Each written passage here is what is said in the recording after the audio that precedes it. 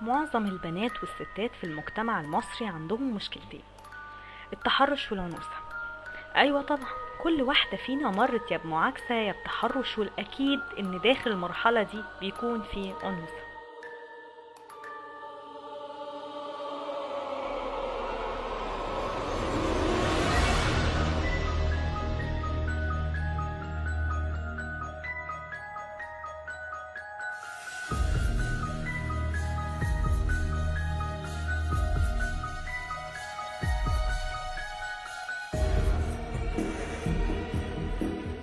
معرفش اقول رأيي، هتطلع لي كلمة عيب وما ترديش، وما ينفعش اتكلم واقول لاي راجل بيتحرش بيا غلط وازعقله علشان ممكن يقل ادبه والناس تفكر ان انا مش مؤدبة.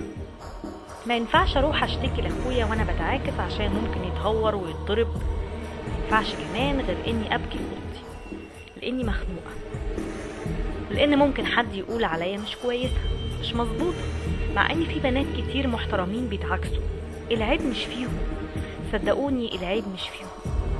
انا مش وحشة ولا قللت الادب، انا مش نازلة من بيتي عشان حضرتك تعاكسني وتضايقني. مش مطلوب مني اتنقب، ده حتى المنتقبات بيتعاكسوا. كمان لو اتأخر سن الجواز ووصلت لسن ال30 ابقى وحشة، ولو اتفسخت خطوبتي مرة او 2 ابقى مش مظبوطة. طيب هو لازم اتجوز اول واحد يخبط على الباب حتى لو مش كويس؟ هو الراجل ممكن يجي يختار من البيت وكأني كيس جوافة او حتى حتة عفش؟ هو انا ماليش اختيار؟ طيب حتى لو مرتبطة بحد وظروفه صعبة اعمل ايه اتغير؟ اكيد مش انا، اكيد انتوا. عشان كده لازم اقولك انت، انا مش وسيلة. انا عايزة احس ان ليا قيمة، ليا كيان انت بتحترمه. مش مهم انك تقتنع بكلامي، بس حسسني انك محترمه. صدقني انا ما بنزلش من البيت علشان اتعاكس، كان ممكن تغض بصرك. ستات كتير زمان كانوا بيلبسوا حاجات فتانة وما كانوش بيتعاكسوا. انا عايزة اتجوز بس ما اتجوزش اي حد والسلام. مش عايزة اخلص من لقب انسة وما بقاش مع النساء. انا عايزة اتجوز حد يحترمني وما يهنيش ولا يظلمني. انت اكيد هتكون اب، اكيد هتكون اب.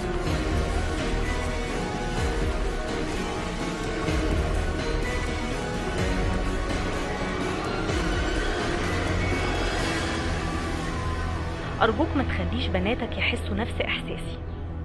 صاحبهم، خليهم يعرفوا ازاي يدافعوا عن نفسهم وما يهمهمش نظرة المجتمع. لو ليهم حق لازم يدوروا عليه وياخدوه. اوعى تخلي بنتك مجرد حتة شقة وقايمة وشوية عفش. خليها في عين جوزها ملكة، وما تعاكسش عشان بنتك ما تتعاكسش.